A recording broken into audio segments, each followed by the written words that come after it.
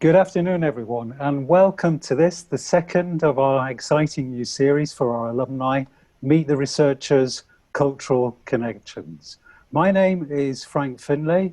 I'm Dean of Cultural Engagement and Director of the Cultural Institute, and it's my great pleasure to welcome you from all over the world to today's talk, and to say, first of all, by way of a bit of introduction, something about the Cultural Institute before we come to our special guest, our guest speaker, Akeelah Bertram, who's the main event this afternoon, as it were. So the Cultural Institute was set up 3 or 4 years ago in order to enable the university to connect with the creative and cultural sphere, the world of arts and culture. And we look to create connections and to make partnerships, essentially to benefit our academic researchers, to generate exciting opportunities for our students, both in terms of curricular and co-curricular activities. And thirdly, we have a mission really to be a significant player in the arts and cultural sphere within our own city and region. And today we've an opportunity to showcase activities that relate to bringing creative artists onto our campus to work with our students and to work with our academic researchers.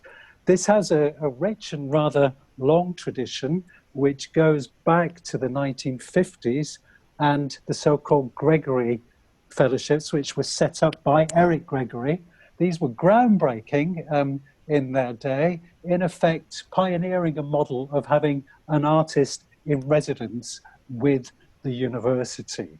We've reimagined and recreated this tradition for the 21st century, and we've been blessed to have a number of cultural fellows who've come and worked with our students, engaged with our staff and with our colleagues, and in so doing, we've been able to support the endeavours of very talented early career artists, visual artists, composers and writers. And it's without further ado that I can turn to introducing to you Akeelah Bertram, who'll be discussing her interactive installation Return, which brings art and history together to tell the story of diaspora across continents. So a few words about Akeelah. Akeelah is an experienced cross-disciplinary artist who's exhibited her work nationally and internationally, and this work blends light, sound, sculpture, and other interactions to create hybrid immersive environments that prioritize emotional experiences. Akeelah is interested in collective narratives, challenging perspectives, and innovating models of communication. I'm going to hand over to Akeelah, who you're most welcome. We're really excited to be hearing from you. Just to say, the format will be that Akeelah will talk for about 15 minutes or so. You'll be able to submit questions through the Q&A function. And can I encourage you to let us know where you are on the chat function and the like, so we've got a sense of who's actually out there, and that would be really, really great. At the end, there'll be a Q&A that I will chair. So over to you, Akeelah. Thank you, Frank, for that introduction. And thank you, everybody, for joining this talk today. I'm looking forward to speaking with you all once I've finished presenting my work. And so, as Frank mentioned, I'm a cross-disciplinary artist. I live and work in Leeds. I'm an alumni of the University of Leeds and the Royal College of Art London, having studied fine art, moving image, and sculpture. And so Frank's given an overview. He's kind of stolen some of what I would say, but it's fine. I mainly work with light, sound, and interactions to create installations that prioritize emotional engagement. And in September, I'll become the Gatenby Fellow in Contemporary Art through the Cultural Institute at the University of Leeds. And in this role, I'll continue to develop my current project, which is titled Return, and which is what I'll speak about today. So Return is a cross-disciplinary, collaborative, international project. And today I'll highlight 3 themes in the work. And these are ideas around, It's not moved across. Ah, okay, so there it is. And these are ideas around connection, antiphony, and metaphysics.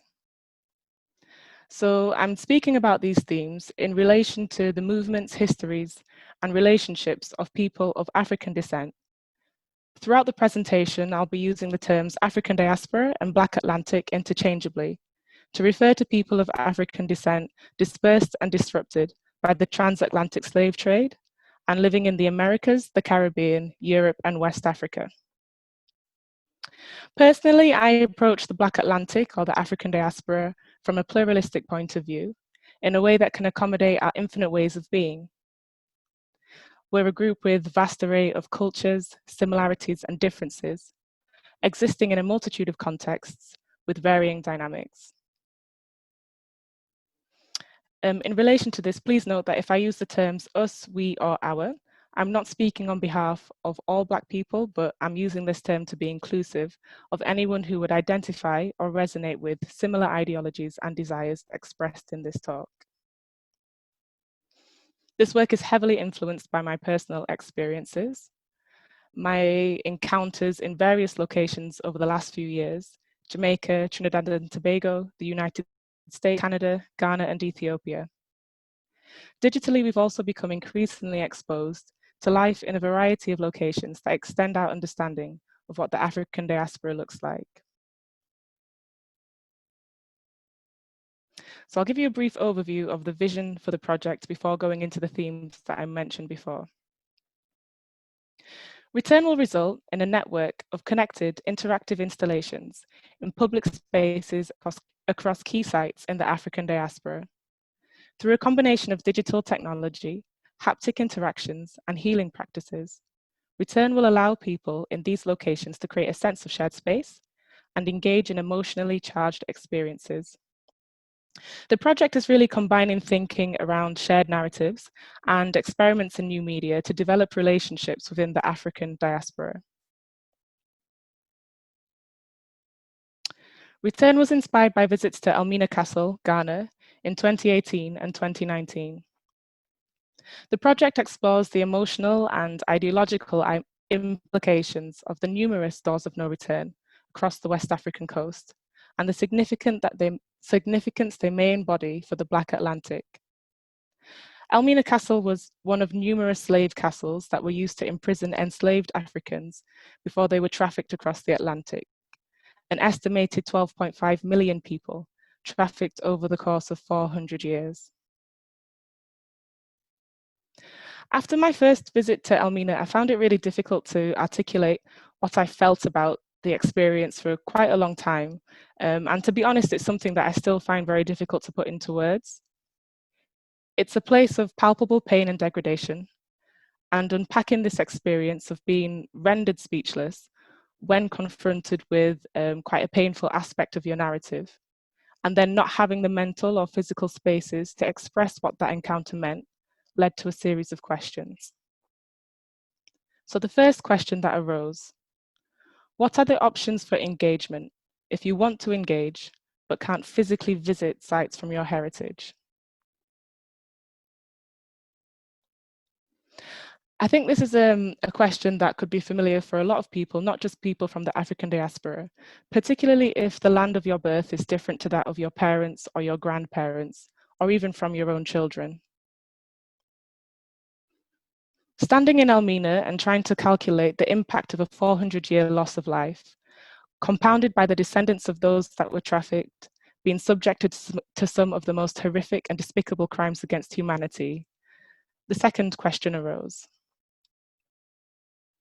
what does a space for shared grief look like for a loss as great and far-reaching as this? These questions have since expanded from not only thinking about Black Atlantic death to thinking about Black Atlantic life and liberation, and the type of infrastructure African diaspora need in order to regard themselves. So as I mentioned, I'll be exploring three key themes in the work: connection, antiphony, and metaphysics. And we'll begin with connection. So for me, connection is about paralleling this idea of separation. And I'd like to start with a quote from a passage from Three Narratives of Slavery, where Harriet Jacobs' autobiography, she's depicting her life and her escape from slavery. Specifically, she's speaking about the forced separation that she experienced in her lifetime at the hands of her captors. She writes, "Why does the slave ever love? Why allow the tendrils of the heart to twine around objects which may at any moment be wrenched away by the hand of violence? When separations come by the hand of death, the pious soul can bow in resignation and say, 'Not my will, but thine be done, O Lord.' But when the ruthless hand of man strikes the blow, regardless of the misery he causes, it is hard to be submissive. I did not reason thus when I was a young girl. Youth will be youth. I loved and I indulged the hope that the dark clouds around me would turn out a bright lining. I forgot that in the land of my birth, the shadows are too dense for light to penetrate.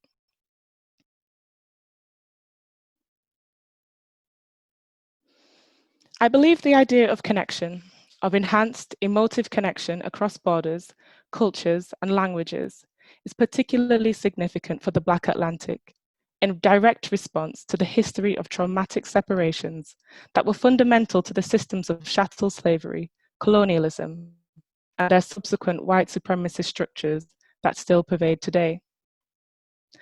Whether this be the violent familial separation of parent from child, separation from heritage through the cultural oppression of faiths and customs, contemporary systems that separate people from their human rights, their right to life, through institutional racism in medicine, housing, education, and law enforcement.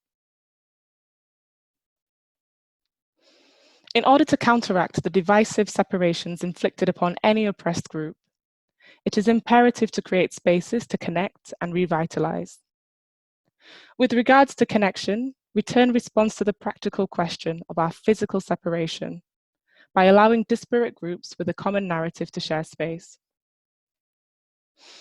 So the next question is, what happens in this space? How can it facilitate the diversity of the African diaspora? How can it establish a multimodal, multi-voiced conversation? And this brings us to antiphony. So antiphony is a musical term.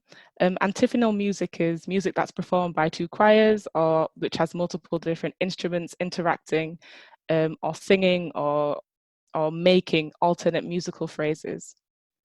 I'm using antiphony here to describe the idea of multiple voices occupying the same space and dialoguing in the same space. This is something that I've had the pleasure of experiencing culturally growing up. Antiphony appears in a variety of Black vernacular cultures, with a normalization and expectation of more voices being present and being expressed in a group setting, whether that be through hip-hop ciphers or sound clashes or choir harmonies or call and response or formation dances and more.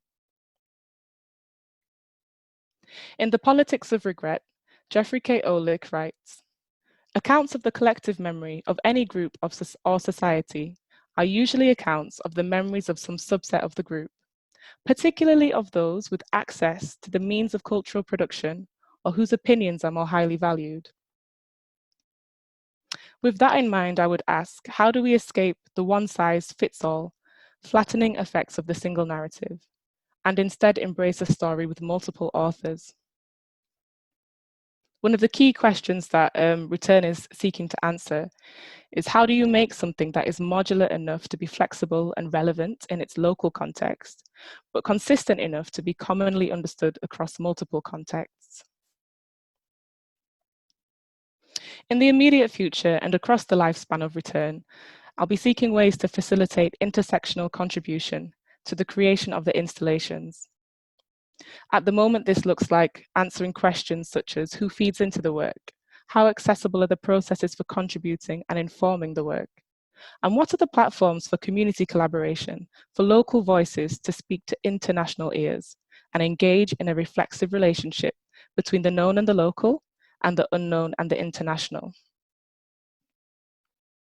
So logistically, this will look like a variety of engagements, collaborating with local and international artists, practitioners, establishing conversations with communities, and partnering with numerous organizations. Modes of expression in the Black Atlantic have often been innovated as sources of healing, communication, and survival. Creative expression as release and recovery and revolution against an existence plagued by oppression. Return will embody the lived experiences and the cultures occurring in our various contexts. The installation will serve as a structure to accommodate the plurality of our existence. So once we've established a connection across space and time, and once we have all these multiple voices present in the same space, what type of experience will they have? And this brings me to the third theme, which is metaphysics. So metaphysics is an abstract concept, and to be honest, I would struggle to give you the accurate definition, but it's thinking about things that are not easy to rationalize or articulate, about subjects such as being, knowing, identity, time, and space. When I'm using the term metaphysics here, I'm thinking about those hair-raising, otherworldly interactions, those flow of emotions that can happen when people with a common goal who share common ground gather to express something. Words and actions are often transformed by the person or the people that we're thinking about or connecting with at a specific moment in time. For an example, an embrace when you meet a friend on a Friday is a very different experience to an embrace given to comfort family members at a funeral. Toni Morrison notes, Black Americans were sustained and healed and nurtured by the translation of their experience into art and above all, music. From an emotional or even a spiritual point of view, I propose that this installation be no different. Return will be developed to explore the holistic and the psychological benefits of our interactions. The metaphysical aspect of return is the emotional overspill that might occur whilst connecting and sharing space around this painful narrative. The emotions experienced in this space will be intuitively enhanced and augmented by abstract light and sound. When I was younger, I would go into my grandma's room and she had this box full of letters that she'd kept over the years. Some were from Canada and some were from Jamaica. Most of them had airmail stamped on them. Some were from my granddad, who had died before I was born. But having these tangible messages from the past really built a sense of connection to my heritage and built a sense of my identity, even though they were from people I'd never met and from places I'd never been to. Since lockdown, I think a lot of us have had a baptism by fire when it comes to telepresence and virtual connection. I'm sure there'll be people listening who can recall things like Pages and MySpace and MSN Messenger, which have now morphed into the Instagram Live and the dreaded Zoom meetings that we engage in on a regular basis. The idea of virtual connection facilitating significant relationships is nothing new. Technically, the installation that I'm making at the moment is an extended form of telepresence. Hopefully what I've outlined today to give significance and specificity to the type of telepresence I'm proposing through a focus on connection of historically separated people, antiphony to represent a myriad of voices in the same space, and metaphysical experience to provide an opportunity to grieve and heal losses that can't be quantified.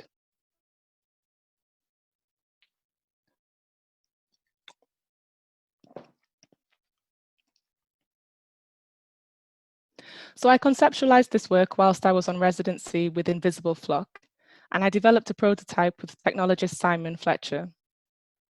The prototype was experienced by over 7,000 people through exhibitions at Light Night Leeds, Frequency Festival Lincoln, and Brighton Digital Festival in 2019. In the current prototype, sensors track your hand movements and translate them into waves of light that you can throw. It's effectively an interface that layers the light waves that you create with the light waves created by a person in another location. In this video, what you're watching are two connected installations in two locations across the city of Leeds, the Tetley Gallery and Leeds Town Hall. This prototype was a proof of concept, and over the next 12 months, I'll be collaborating with artists, technologists, and communities to develop the aesthetics and interactions of the installation. The next phase of the project, I'll be working on developing a connection between the UK and Ghana, with mostly looking at technology that's needed and the kind of infrastructure that we'll need to create connected installations between these locations. And I'll be developing this whilst I undertake my fellowship at the University of Leeds, and in collaboration with the technology company Biggs.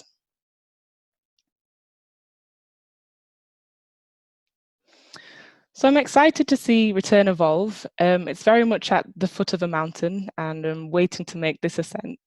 It started with this installation, but there are already ideas in the pipeline for a variety of engagements that embody the sentiments that I've outlined in the talk today. It will involve syncretism, borrowing, blending. Ideas of ownership, rights, and authenticity will be in continual sources of conversation. The ideologies behind a work like this will continually expand in a bid to embrace the infinitely complex patterns of our identity. So I'll finish with the words of Stuart Hall. I can't go back to one origin. I'd have to go back to 5. And I think increasingly that is a world experience. Thank you for listening.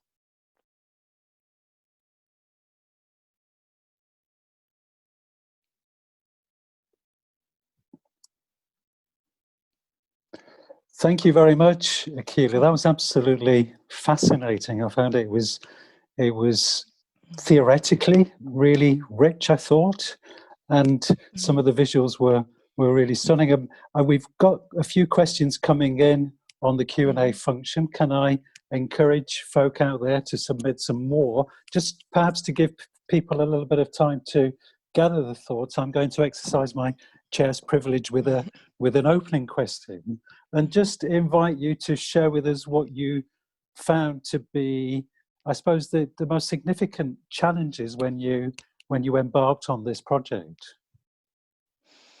Yeah, I think it's a two-part challenge. One is the technology, and theoretically it's all very possible, it's all within reach. There are a lot of artists and designers doing incredible things when it comes to interactions and connectivity.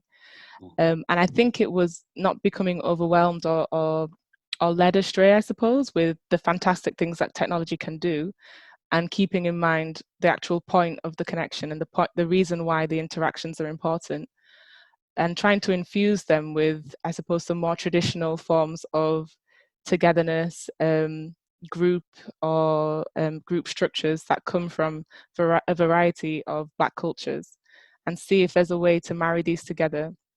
I think it's quite a big, it's a big undertaking, and it might not achieve everything that it sets out to achieve, but I think trying to maintain that vision and maintain the openness of the project is maybe one of the biggest challenges. Thank you, thank you. I'll take one of our audience's questions, and you mentioned that there was a quote in your talk about music as a form of expression. I've got a question from Adisha that goes as follows: what part does African music, brackets if at all, play in your work? And Adisha's interested in how African music has spread and its positive influences throughout the world. I would say the biggest part it plays. I think what I've outlined today are definitely the more conceptual and theoretical aspects of the work, but the idea behind collaborating with different practitioners and communities and artists, and having this focus on it being very much about distilling lived experiences and lived expression that people have. I think African music, or I would even go as far to say Black music or Black Atlantic music, which sees this continual exchange between our different locations, between the Caribbean, between America, between Africa. We're in this, not necessarily a triangular exchange, but this cyclical exchange between these, with people influencing each other. And I think music, I kind of mentioned it a little bit, but music as a form of expressing those things that can't be said and that can't be put into words will be one of the key pinnacles of the work. with those interactions I described. They're not designed yet, so it's quite difficult to be specific about them, but I think the heart of it will be how people express themselves, and music will be one of the main, or vocality, or non-verbal vocality, but song and giving intonation and giving feeling to sound would be one of the main ways that that would happen. Hopefully that answers your question. Yeah, no, it does. I mean, I think that's fascinating. And of course, music, in as much as it can be verbal and non-verbal, has the capacity, hasn't it, to traverse boundaries, whether they be linguistic or geographical, and it gives I guess it gives a greater potential reach to some of the things that you're doing. I'm seeing the questions are coming in thick and fast, so just bear with me. Okay. A question from Hannah Johnson, who's referring to your mentioning connectivity of those people spread throughout the diaspora. The question relates to light. So how does this connection of light help us to heal? Definitely. So I think in a number of ways, and what I didn't include, but I would highly recommend anybody to read the 3 Narratives of Slavery, which includes Harriet Jacobs' autobiography, which I quoted from.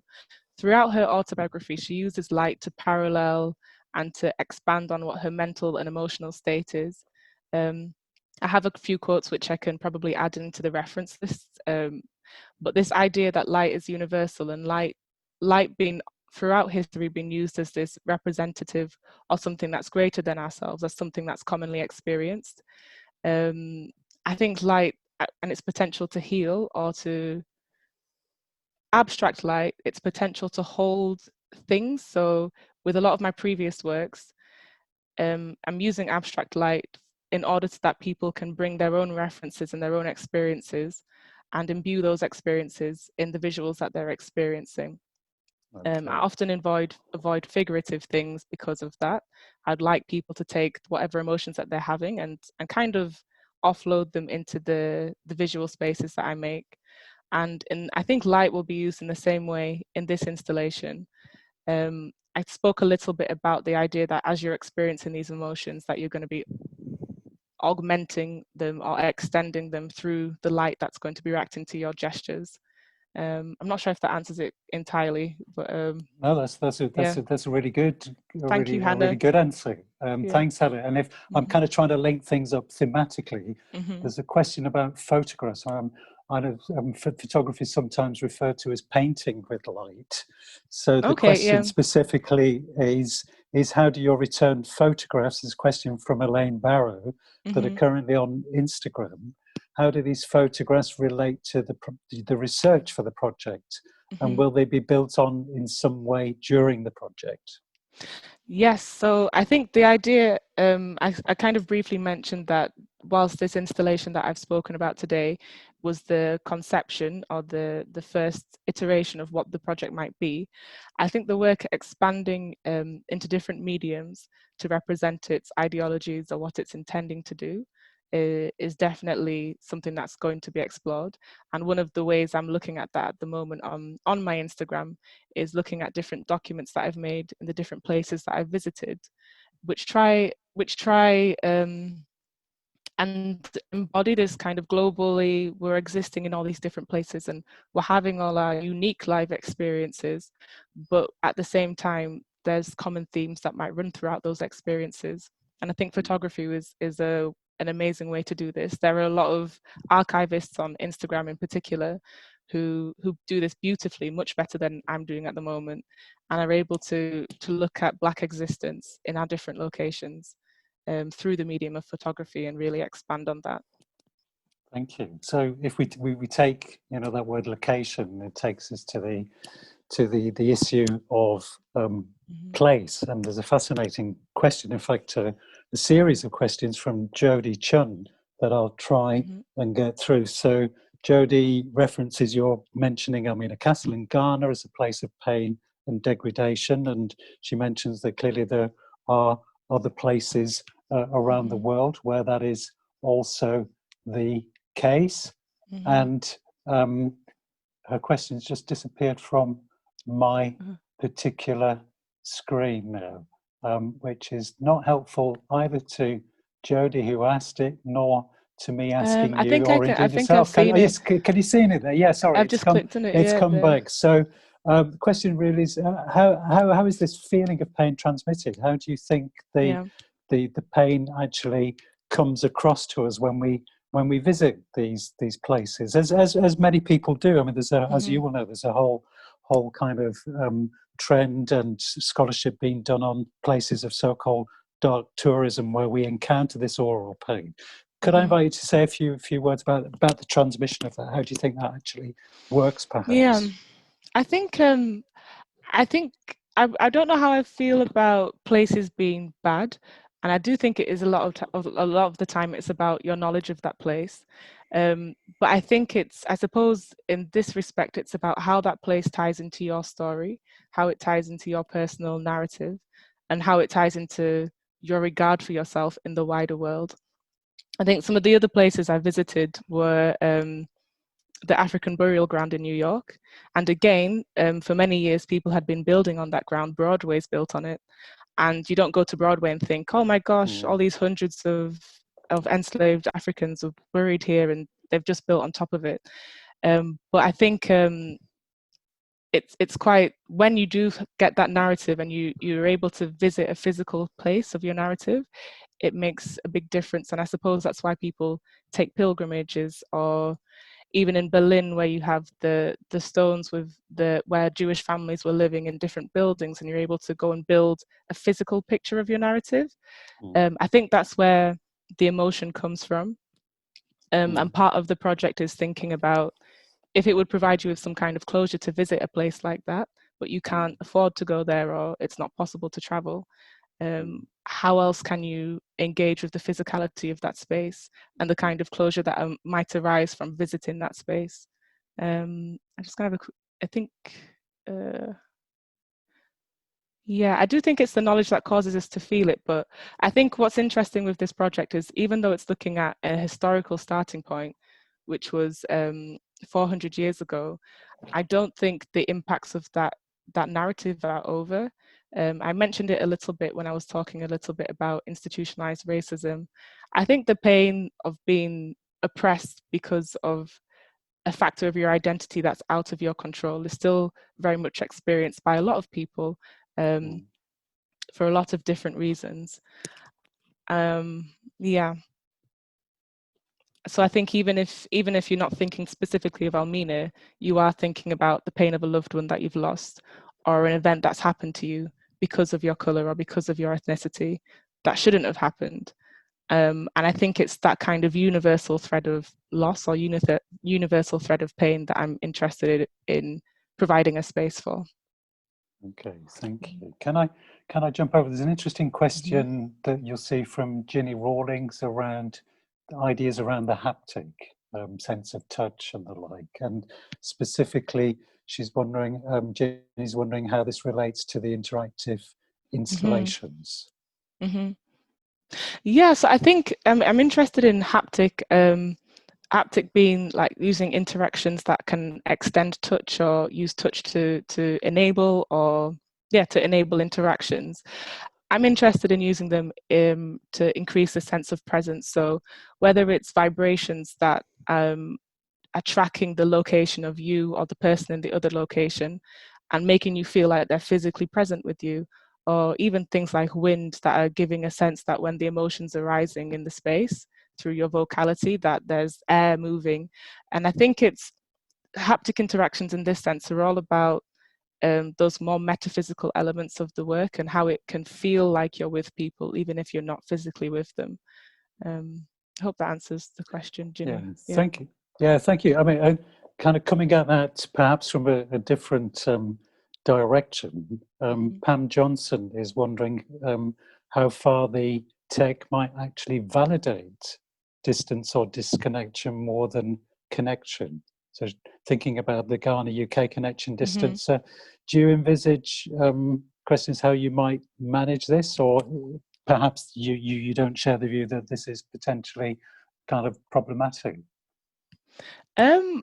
I'm sure there are many elements of it that are problematic, but I think, I'm just reading the question, sorry, how far might the tech validate distance or disconnection? More than connection. I think even if it does validate the distance, the graphic that I showed, I commissioned that from a young architect called Russell Royer, where it's a illuminated globe, which is looking at some of the key locations in the African diaspora, most specifically related to countries that were involved in the slave trade. And I think it's always difficult to hold, even though we travel and we could take planes and we know that it's 1,000 miles, but what does 1,000 miles look like? And I think the distance is sometimes a barrier for us to understand how related or connected we are, whether you're looking at that in terms of humanity or a specific group in humanity. And I think the aim for this technology would be to kind of reinforce again some of how our lived experiences are much closer than we think they are, and maybe not necessarily how our physical distance is separating us, if that makes sense. Thank you. Could I turn to a Leeds Fine Art alumna who I know to be out there, Kerry Harkin. Kerry's kind of picking up on your referring to this as a polyphonic work. At one point you referred to it as an antiphonic, so this multiplicity of voices, which is kind of, I suppose, testimony to the collaborative and the co-productive aspect of the piece. Kerry's wondering about any thoughts you might have regarding your status as the author, in inverted commas, of this polyphonic work. I think it's quite a contested status, I would say. Like I feel a little bit conflicted about it, because at some point somebody curates something, and I mentioned the quote from Jeffrey Olick about collective memory being produced and collated by a subset of a group, and usually ones with a more valued opinion. And I think I am quite conscious to try and counteract that in this project. I think in this role, I'm a bit more of a facilitator. There will be an element of me being an author, even if it's to do with things like how aesthetic decisions are made or who gets to work in the project. And I think it'll be a case of actively trying to make sure that the kind of barriers that have stopped us from being the author of our own story to date are not just replicated in this project. Yeah, I think I won't mention what I was going to say. Yeah, I think that I'll finish that there. Yeah. Okay, thank you. I'm just keeping a sharp eye on our time. There's a number of questions that I'll try and roll into one, which is around kind of the next steps of taking this out to other audiences, and potentially what you're already imagining as might be kind of a follow-up, as it were, to this project. So yeah, one of the things I'm looking at doing, and to try and, I've seen a question from Tamara about lockdown, which might cover this a little bit. Yeah. Even if we make these installations in these so-called key locations, there will always be somebody that can't visit and that can't engage with them. So I think one of the next steps is looking at how can this experience be replicated or infused online, and whether that's an app that's allowing people to connect across time and space, or different ways to interact with the sites, even if you're not physically able to visit one of the installations. And again, as I mentioned before, things like archives of photographs or stories in particular. I think this idea of the voices expressing base emotions, but also expressing snippets of what their lived experience is like, and that being an archive of what the Black Atlantic looks like. And I think as well, just kind of off that, it's always going to be about this journey and this process of self-defining and saying, yes, we were like this 10 years ago, but today we're like this, and in the future we might be like this, and always having that autonomy to speak in the conversation of the group and who we are as a group, if we want to be a group. That's another thing as well. Yeah. Thank you. I know some of our colleagues in the university, when they've been working kind of on so-called sites of memory, that they've investigated virtual reality as a way of kind of enabling people to encounter and to experience what might have occurred at a particular site, even though there are no visible or audible traces of them. Got an interesting question, which I'm going to have to take as the last one, I'm afraid, because we really are nearly out of time. And I guess this is bringing things full circle. You've got this project as a cultural fellow, which is a fantastic example of what the generosity of our donors, including our alumni, can help young artists achieve. The question's about the academic environment. What would you see as being the benefits of carrying out art practice research at a university in an academic environment? It's a question from Chris Taylor. And what synergies do you hope to achieve with the university's various communities? I'd be quite interested to see how. So I went to Leeds University, and I'm familiar, I suppose, with the kind of more academic ways of researching. And I think what would be really exciting to me is to see, I suppose, a kind of hybrid that can occur with the types of research that are valued, or how different types of research appear in the hierarchy. And I think being able to engage in conversations that might take some of the rigor and the more systematic ways of research that appear in academics with some of the more vernacular ways that communities or groups might decide to track histories or attribute value to things that are a part of their research or their observations about life. I'm quite interested to see how those two seemingly opposing ways of accumulating knowledge and referencing knowledge might marry together, the kind of conversations that might arise with different people across the schools at the university. Yeah. You know, that's music to my ears. That's virtually a textbook answer, if you don't mind me saying. And it's something we've certainly encountered with, we've had fellows in composition, in creative writing, in visual arts. We have something we do with Opera North, with the Dare Art Prize, which is bringing creative artists specifically to work with technologists and scientists. And what we've seen, and I'm sure you're already encountering it, is this wonderful mutually reinforcing kind of relationship that occurs where one learns from the other to actually create something that each party wouldn't perhaps be able to have created on their own. So it's with a bit of a heavy heart that I have to draw things to a close. I'm under quite strict instructions, and I know everyone will have other things to be getting off to in the various time zones. But first and foremost, thank you very much to you, Akeelah. That's absolutely fascinating, and I'm sure I speak for everybody who's participated in wishing you all the very best for the project as you take it forward into the future. So thank you very much indeed. Thank you, and thank you everyone for your wonderful questions. I'd love to talk with you at another point if we didn't manage to answer anything that was asked here. So thank you very much, and thanks Frank and the Cultural Institute. Okay, thank you. And I'm told by the wonders of technology that Akeelah's image has now disappeared from the screen, and the same thing's going to happen to me. Probably a big artificial hand will drag me off stage. But I'd like to thank my colleagues in the alumni team who've worked so hard to put all of this together.